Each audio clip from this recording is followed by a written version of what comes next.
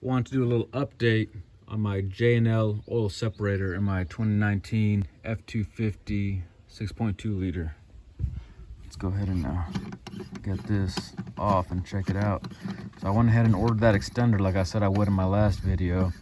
It's about doubled my capacity for oil.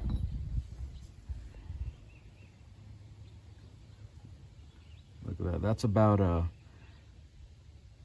30 miles or so, one day of work, working and driving around, not towing, just normal driving.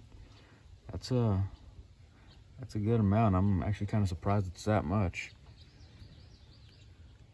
So that's stuff that is otherwise just getting circulated back into your system out of the engine. So yeah, I definitely recommend one of these for any vehicle, not just your truck. I might even put one in my van. Old 2020 Chrysler Pacifica. All right, there it is, guys. Please like, comment, and subscribe. Let me know what else y'all want to see.